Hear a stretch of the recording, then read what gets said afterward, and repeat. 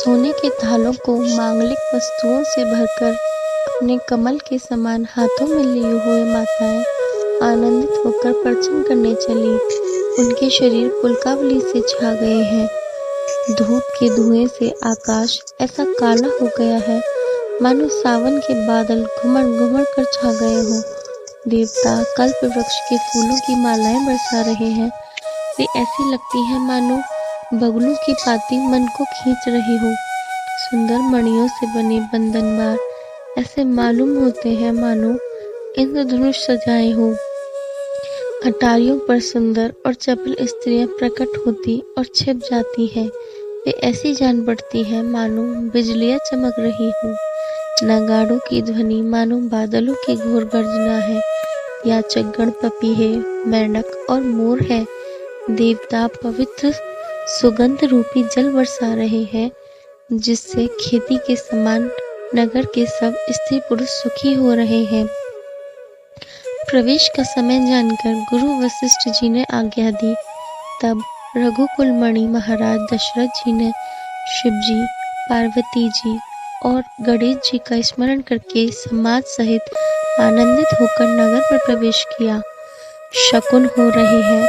देवता दुंदुभी बजा बजा कर फूल बरसा रहे हैं।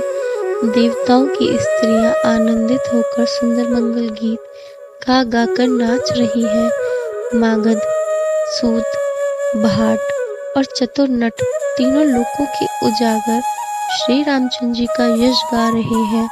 जय ध्वनि तथा वेद की निर्मल श्रेष्ठ वाणी सुनकर मंगल से सनी हुई दसों दिशाओं में सुनाई पड़ रही है। बहुत से बाजे बजने लगे।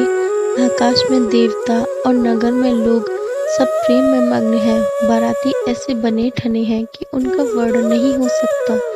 परम आनंदित हैं, सुख उनके मन में समाता नहीं है। तब अयोध्या वासियों ने राजा को जोहार की। श्री रामचंद्र जी को देखते ही वे सुखी हो गए। सब मणियां और वस्त्र निछावर कर रहे हैं।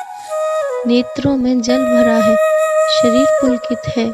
नगर की स्त्रियां आनंदित होकर आरती कर रही हैं और सुंदर चारों कुमारों को देखकर हर्षित हो रही हैं। पालकियों के सुंदर पर्दे हटा हटा कर वे दुल्हनों को देखकर सुखी होती हैं। इस प्रकार सबको सुख देते हुए राजद्वार पर आए। माताएं आनंदित होकर बहुओं सहित कुमारों का पर्चन कर रही हैं। वे बार बार आरती कर रही हैं। उस प्रेम और महान आनंद को कौन कह सकता है। अनेकों प्रकार के आभूषण, रत्न और वस्त्र तथा अगणित प्रकार की अन्य वस्तुएं निछावर कर रही हैं। बहुओं सहित चारों पुत्रों को देखकर माताएं परमानंद में मग्न हो गईं। सीता जी और श्री रामचंद्र जी की छवि को बार बार देखकर वे जगत में अपने जीवन को सफल मानकर आनंदित हो रही हैं। सखियां सीता जी के मुख को बार बार देखकर अपने पुण्यों की सराहना करती हुई गान कर रही हैं। देवता क्षण क्षण में फूल बरसाते, नाचते, गाते तथा अपनी अपनी सेवा समर्पण करते हैं। चारों मनोहर जोड़ियों को देखकर सरस्वती ने सारी उपमाओं को खोज डाला, पर कोई उपमा देते नहीं बनी, क्योंकि उन्हें सभी बिल्कुल तुच्छ जान पड़ी।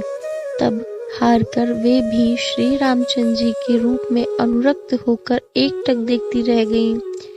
वेद की विधि और कुल की रीति करके अर्घ्य पावड़े देती हुई बहुओं समेत सब पुत्रों को पर्चन करके माताएं महल में लिवा चली। स्वाभाविक ही सुंदर 4 सिंहासन थे, जो मानो कामदेव ने ही अपने हाथ से बनाए थे। उन पर माताओं ने राजकुमारियों और राजकुमारों को बैठाया और आदर के साथ उनके पवित्र चरण धोए। फिर वेद की विधि के अनुसार मंगलों के निधान दुल्हा और दुल्हनों की धूप, दीप और नैवेद्य आदि के द्वारा पूजा की। माताएं बार बार आरती कर रही हैं और वर वधुओं के सिरों पर सुंदर पंखे तथा चवर ढल रहे हैं। अनेकों वस्तुएं निछावर हो रही हैं।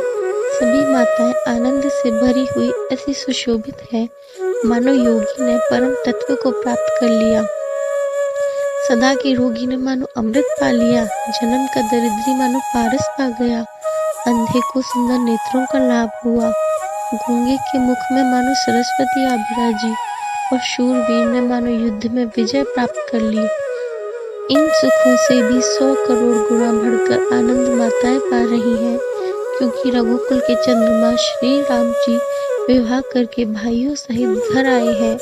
माताएं लोक रीति करती हैं और दुल्हा दुल्हनें सकुचाते हैं। इस महान आनंद और विनोद को देखकर श्री रामचंद्र जी मन ही मन मुस्कुरा रहे हैं। मन की सभी वासनाएं पूरी हुई जानकर देवता और पितरों का भली भांति पूजन किया। सबकी वंदना करके माताएं यही वरदान मांगती हैं कि भाइयों सहित श्री राम जी का कल्याण हो। देवता छुपे हुए आशीर्वाद दे रहे हैं और माताएं आनंदित हो आंचल भरकर ले रही हैं। तदंतर राजा ने बारातियों को बुलवा लिया और उन्हें सवारियां, वस्त्र, मणि और भूषण आदि दिए। आज्ञा पाकर श्री राम जी को हृदय में रखकर वे सब आनंदित होकर अपने अपने घर गए। नगर के समस्त स्त्री पुरुषों को राजा ने कपड़े और गहने पहनाए। घर घर बधावे बजने लगे। याचक लोग जो जो मांगते हैं विशेष प्रसन्न होकर राजा उन्हें वही वही देते हैं। संपूर्ण सेवकों और बाजे वालों को राजा ने नाना प्रकार के दान और सम्मान से संतुष्ट किया। सब जुहार करके आशीष देते हैं और गुण समूहों की कथा गाते हैं। तब गुरु और ब्राह्मणों सहित राजा दशरथ जी ने महल में गमन किया।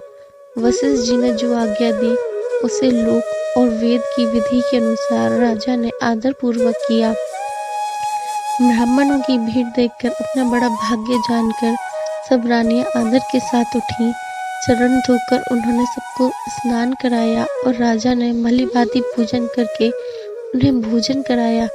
आदर, दान और प्रेम से पुष्ट हुए वे संतुष्ट मन से आशीर्वाद देते हुए चले। मंगल भवन अमंगल हारी, द्रवहु सुदशरथ अजर बिहारी। राम सिया राम, जय जय राम। राम सिया राम, जय जय राम। राम सिया राम।